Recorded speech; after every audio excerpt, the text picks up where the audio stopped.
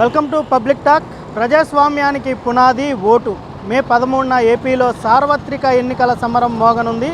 ఈ నేపథ్యంలో ప్రజలు ఏ పార్టీ వస్తే, ఏ ప్రభుత్వం వస్తే తమకు మేలు కలుగుతుంది, ప్రజలు ఏ ప్రభుత్వం కోరుకుంటున్నారు, ఎటువంటి పరిపాలన కోరుకుంటున్నారు అనేది ప్రధానంగా మనం ఈరోజు పబ్లిక్ టాక్ ద్వారా పేద మధ్య తరగతి ప్రజలను అడిగి తెలుసుకుందాం. లేవు సార్, ఏం లేదు. ఎండగా ఎవరు రావట్లేదు, ఉండలేకపోతున్నాం. ఇక్కడ మేము 45 degrees ఎండలా ఉంటున్నాం బాగా.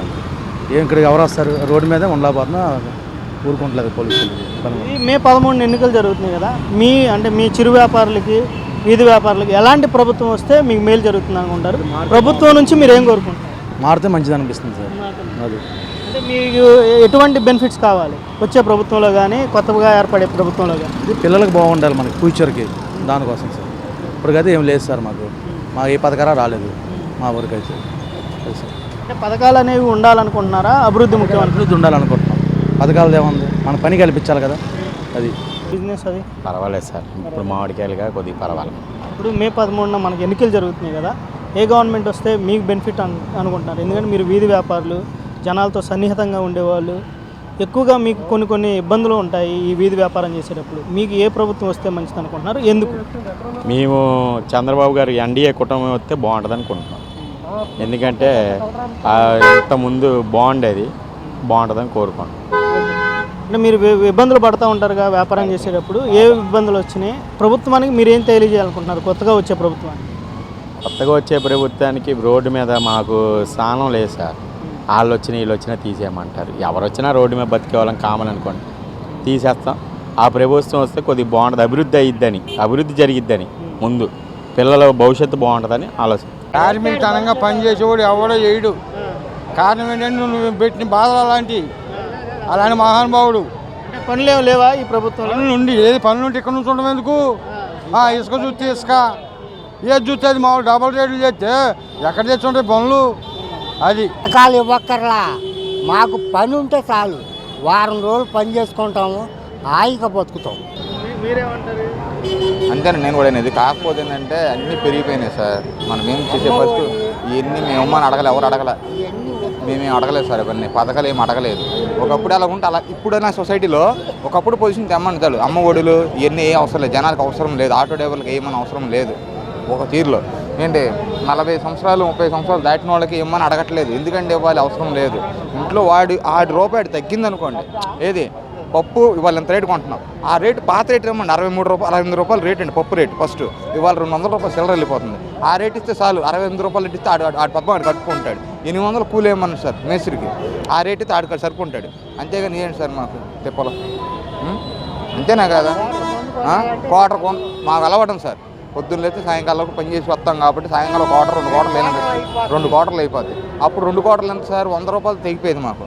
ఇవాళ ఎంత సార్? 200 వచ్చిన 230 రూపాయలు క్వార్టర్ వచ్చి ఎక్కడ తేమంటారు సార్? వచ్చి 800లో 2 క్వార్టర్ 400 పోతుంటే, బై మిస్టేక్ 400 పోతుంటే ఇంకే 400. పెళ్ళం పిల్లకి ఏం తీసుకెళ్తాడు? ఛార్జీలు కట్టుంటే భోజనం కడతాడు, అవునా కదా? పెళ్ళం పిల్లకి తీసుకెళ్ళాలి కదా, వాడికి అలవాటు ఉంది.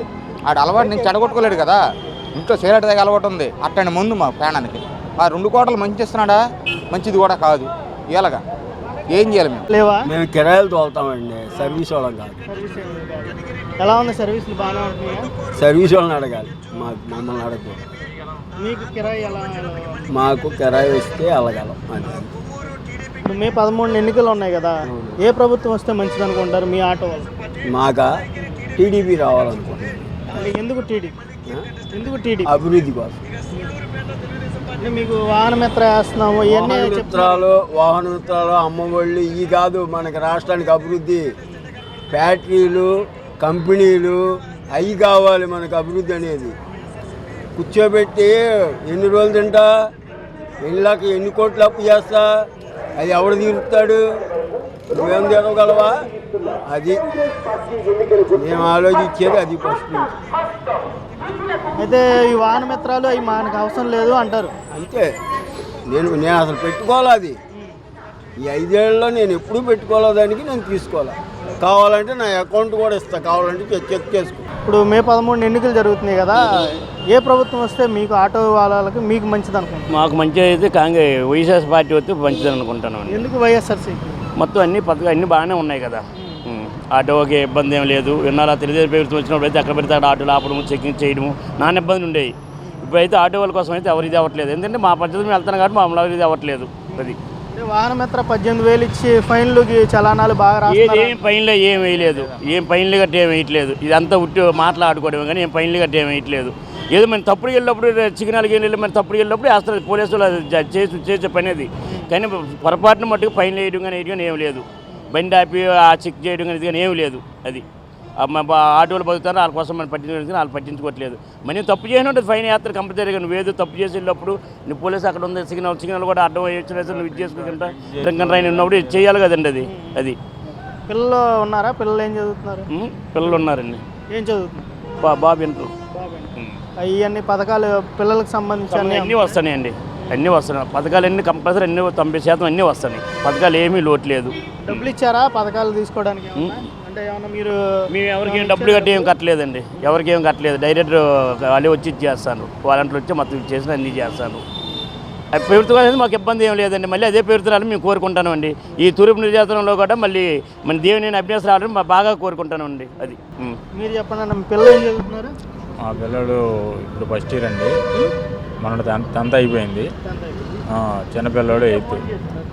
ఏ స్కూల్లో చదువుతున్నారు? గవర్నమెంట్ స్కూల్ అండి. ఇప్పుడు ఈ ప్రభుత్వంలో గవర్నమెంట్ స్కూళ్ళు ఏ విధంగా ఉన్నాయి? గవర్నమెంట్ స్కూల్ బాగానే ఉందండి. స్టడీ కూడా అంతా బాగానే ఉంది. పిల్లలు బాగా చదువుతున్నారా? మా పెద్దోడికి 490 వచ్చినాయండి. ఇంగ్లీష్ మీడియం కదా. ఇంగ్లీష్ మీడియం అంటే తెలుగు ఇంగ్లీష్ మొత్తం చెప్తున్నారు. అన్నీ కలిపే కదా కంబైన్ స్టడీ మొత్తం గవర్నమెంట్ స్కూల్. ఇప్పుడు మే 13 ఎన్నికలు జరుగుతున్నాయి కదా.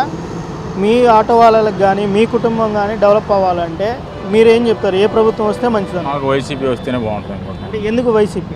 వైసీపీ వస్తే మాకు ఇంత మట్టుకి అన్ని సౌకర్యాలు అన్నీ బాగానే ఉన్నాయి. మేము ఏంటంటే ఇప్పుడు కిరాయిలు అంటే మాకు తగ్గినాయి కాబట్టి ర్యాపిడ్ వాలాలు వచ్చినాయి కాబట్టి కొంచెం కిరాయిలు తగ్గినాయి. దాని మూలంగానే కొంచెం ఇబ్బంది, కానీ మాకు ప్రభుత్వం మూలంగా ఇబ్బంది లేదు. పథకాల వల్ల సోమరిపోతులు అవుతున్నారని కొంతమంది చెప్తూ ఉన్నారు. అనుకుంటే వాళ్ళు అనుకుంటారండి. మా సోమరిపోతులు ఎలాగవుతారు? ఇప్పుడు అలాంటి రూపాయి మనకు వస్తేనే కదా పిల్లలకి దేనికో దానికి ఉపయోగపడేది.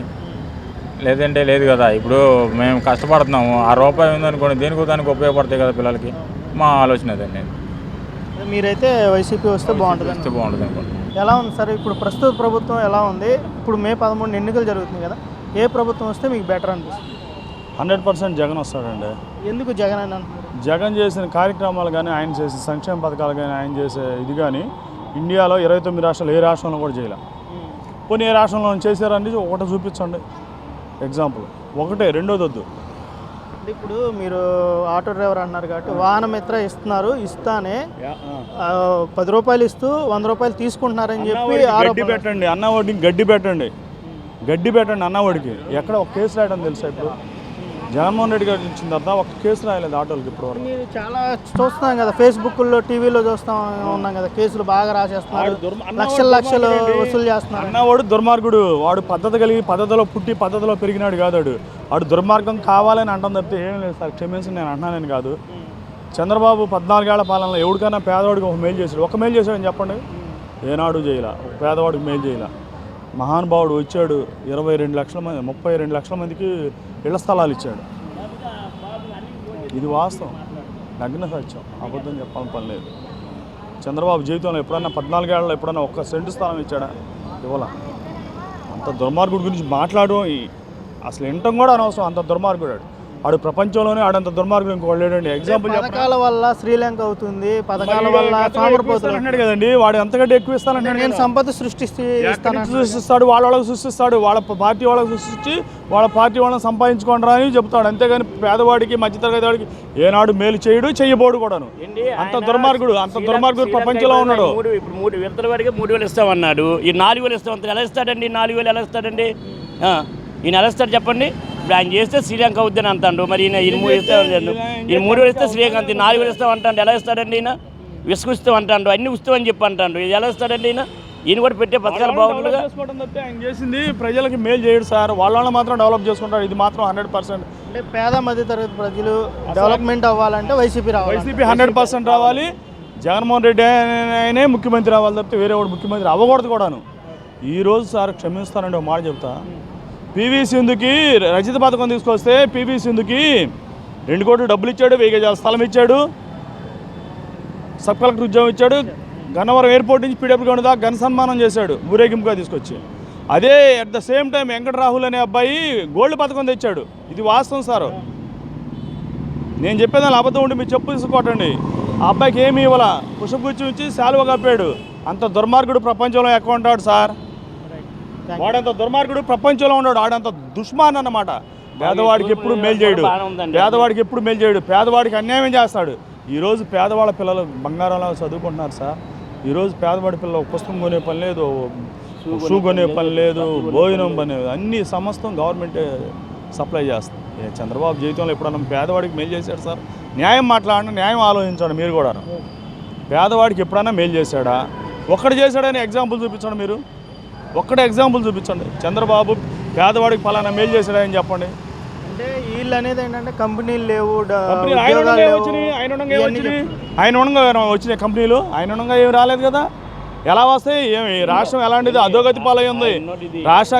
రాష్ట్రాన్ని విడదీయడానికి కారణం వాడే కదా, మెయిన్ సూత్రధారి వాడే కదా. కరోనా టైంలో కూడా ఆయన ఇది చేశాడండి. కరోనా టైంలో కూడా ఇప్పుడు పెడుతూ వచ్చినా కూడా కరోనా టైంలో కూడా అలా చేయాలనుకుంటే అది గ్రేట్ ఏదండి. అది కరోనా 2 సంవత్సరాలు కరోనా టైం అండి. టైంలో కూడా ఆయన ఏ పథకాలు ఆపలేదు, ఏది ఆపలేదండి. జనాలు ఎక్కడ ఇబ్బంది పడలేదండి. అది అలాగే మాకు 57 వచ్చినాయండి. గవర్నమెంట్ మేనాడు తినలేదు. ఇప్పుడు 50,000 తిన్నా సార్. ఎవడిస్తాడు సార్ 50,000? 50,000 ఎవడని ఇస్తాడా ఫ్రీగా? ఎవడో ఇవ్వడు. అలాంటిది ఆ మహానుభావుడు వల్ల నేను 50,000 తిన్నాను గవర్నమెంట్ సొమ్ము. థ్యాంక్ యూ అండి. 2000 ఇప్పుడు మే 13న ఎన్నికలు జరుగుతున్నాయి కదా, ఎవరు వస్తే మంచిది అనుకుంటున్నారు? ఎవరు వస్తే మంచిదంటే ఇప్పుడు జగన్మోహన్ రెడ్డి గారు పేదలకి ధన సహాయం అది చేస్తున్నాడు కదా. మరి చంద్రబాబు కూడా అంతకు మించి చెప్తానంటున్నాడు. ఇప్పుడు చెప్తానంటే జనం ఏమనుకుంటారు? కొంతమంది ఆలోచిస్తారు, మన చంద్రబాబుకి ఎత్తే బాగుంటుందని జగన్ గారిని ఎక్కువ ఎత్తాడుగా అని అనుకుంటారు. కొంతమంది ఏమనుకుంటారు? చంద్రబాబు ఇంతకు ముందు చెప్పి చేయలేదు కదా, ఇప్పుడైనా చేస్తాడని కొంతమంది అనుకుంటారు. నమ్మకం కొంతమంది నమ్ముతారు చంద్రబాబుని, ఎందుకంటే అతను అనుభవం ఉంది కదా, నమ్ముతారు. అది మీలాంటి పేదలకి న్యాయం జరగాలంటే గవర్నమెంట్ ఏ విధంగా పనిచేయాలంటారు? ఏ విధంగానంటే ఇప్పుడు గవర్నమెంట్ ధనవంతులు ఎప్పుడు ధనవంతులుగానే ఉంటారు. పేదలకు కొద్దిగా మేలు జరగాలంటే ఇదే ఇప్పుడు వాళ్ళు చెప్పిందే చంద్రబాబు చెప్పాడు కదా, అది చెయ్యాలి. సంక్షేమ పథకాలు కొనసాగించాలి. మరి ఒకప్పుడు ఏమన్నాడు? ఇది మన శ్రీలంక అయిపోద్ది, ఆఫ్ఘనిస్తాన్ అయిపోద్ది అని అన్నాడు కదా అప్పుడు. మరి ఇప్పుడు ఈయన పెడుతున్నాడు కదా. మరి అంటే ఈయన ఏమన్నాడు? నేను సంపద సృష్టిస్తాను, ఆ పరిశ్రమలు పెడతాను, దానివల్ల మనకి ట్యాక్స్ రూపంలో డబ్బు వస్తుంది, దాన్ని వీటికి ఉపయోగిస్తాను అని చెబుతున్నాడు ఆయన. సంక్షేమ పథకాల వల్ల మంచిగా జరుగుతుంది అంటారు? సంక్షేమం ఉండాలండి. సంక్షేమం ఉంటాం కాదు, అసలు తీసేయడం కుదరదు. ఇప్పుడు ఇద్దరులో ఎవరో తీసేయలేరు. ఎవరన్నా ఒకరికి మించి ఒకరు పెంచుకుంటూ పోవాలి తప్ప తీసేస్తే కుదరదు. ఎలా ఉన్నాయి పనులు? బాగానే ఉంటున్నాయి అసలు లేకపోతే. ఇప్పుడు మే 13 ఎన్నికలు జరగబోతున్నాయి కదా, ఏ ప్రభుత్వం వస్తే మీలాంటి పేదవాళ్ళకి కార్మికులకి మంచి జరిగిందండి? ప్రభుత్వం అంటే ఏం చెప్తాం మరి. ప్రభుత్వం అంటే పేరు వద్దు, ఆ పేరు ఈ పేరు వద్దు, కానీ మీకు ఎలాంటిగా చేదోడిస్తే, చేయుతిస్తే, లేదంటే మీ చేతి పట్టుకొని నడిపిస్తే మీకు మంచిగా జరుగుతుందని మీరు? భవన కార్మికులంతా పాడైపోయారు. అంతకుముందు బాగానే ఉండేది, లేబర్కి మామూలు కూలి చేసుకుని. ఇప్పుడైతే లేవు. ఇప్పుడు 5 సంవత్సరాల పనులే లేవు. దేనివల్ల అంటే ఏం చెప్తాము మరి. వీళ్ళు ఏం చేశారు అనేది ఏం తెలియదు. మరి ఇసుకలు లేక ఏం లేక మరి ఎటోళ్ళు వెళ్ళిపోయారు బిల్డర్లు గట్ట. ఇక్కడ ఏం పనులు ఉంటాయి మరి? పని చేసి వాళ్ళు అపార్ట్మెంట్ ఏదో కడితేగా మనకు పనులు. అవి కట్టడం లేదు, ఏం లేదు, మామూలుగా అప్పుడు డెవలప్మెంట్ అయిపోయింది, పనులు లేవు. అంటే పరిపాలన మారితే మీరు ఏమన్నా బతుకులు మారితే కొంచెం పర్వాలేదు అన్నట్టు ఉంది. మీ పరిపాలన మారితే బతుకులు మారే అవకాశం ఉంటుంది. ఏమన్నా పిల్లలు ఏం చదువుతున్నారండి? పిల్లలకి చదువులు అయిపోయాయి. ఏం చేస్తున్నారు పిల్లలు? ఏదో ప్రైవేట్ కంపెనీలో చేస్తారు. పర్లేదా? పథకాలు ఏమన్నా అందుతున్నాయా? ఏం లేదు పథకాలు. అంటే ఇప్పుడు మే 13న ఎన్నికలు జరుగుతున్నాయి కదా, అంటే మీరు చిరు వ్యాపారులు కాబట్టి ఎలాంటి ప్రభుత్వం వస్తే, అంటే పేరు వద్దు, ఆ ప్రభుత్వం ఆ పేరు ఈ పేరు వద్దు, ఎలా ఉండాలి అనుకుంటున్నారు మీరు డెవలప్ అవ్వాలంటే? డెవలప్ అవ్వాలి అని అంటే మనకి ఎలా తెలుస్తుంది? మామూలుగా అంటే స్కూల్ పిల్లలకి కొంచెం మెడిసిన్స్ని కొంచెం స్కూల్ పిల్లలకి కొంచెం కంఫర్ట్గా చూసుకుంటే చాలు. సిటీ వాళ్ళకి అంతకంటే ఏం అవసరం లేదు. విలేజ్కి వెళ్ళేసరికి కొంచెం రైతులకి బాగా చూసుకుంటే చాలు. ఉద్యోగస్తులు మ్యాక్సిమం జీతాల మీద ఎక్కువ శాతం డిపెండ్ అయిపోతారు కదా వాళ్ళు.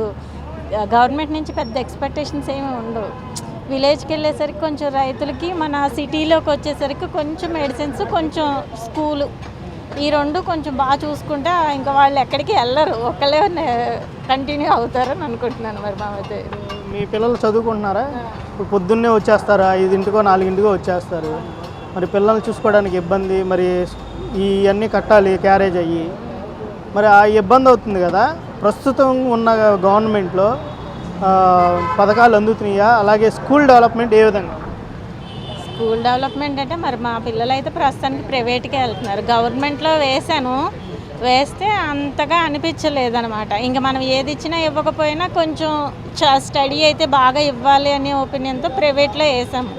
ఇంక ప్రైవేట్లో వేసేటప్పుడు మనం తప్పదు, బాక్సులు ఇవన్నీ కట్టుకుని ఇంకా ఏదో మదర్గా గవర్నమెంట్లో మనకు ఫుడ్ దొరుకుద్దని పంపించామనుకోండి, అందరి పిల్లలు ఒకలా చదవరు కదా. మామూలుగా బాగా హౌస్ వైఫ్స్ అనుకోండి, ఇంట్లో కూర్చోబెట్టి చదువుకుని గవర్నమెంట్ స్కూల్కి పంపించినా పర్వాలేదు.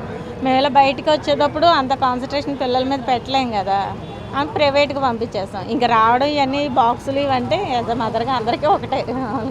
పార్టీలు పథకాలు ఇస్తామన్నాయి కదా, పథకాల వల్ల మంచిదే అంటారా? అన్నీ అవసరం లేదు, ఓన్లీ పిల్లలకి కొంచెం చూసుకుని పెద్దవాళ్ళకి కొంచెం ఫంక్షన్ లాంటివే అవి అవసరాన్ని ఉంచి, అంటే మెయిన్ పిల్లలకి కొంచెం పెద్దవాళ్ళు. ఎందుకంటే అందరు పిల్లలు ఇప్పుడు తల్లులు కూడా కొడుకుల మీద డిపెండ్ అవుతారు, కానీ ఆ కొడుకులు కూడా స్టడీ లేకపోతే చిన్న జాబ్లే చేసుకుంటారు. ఒక మదర్ని పోషించాలన్నా వాళ్ళకి కొంచెం ఇదిగానే ఉంటుంది.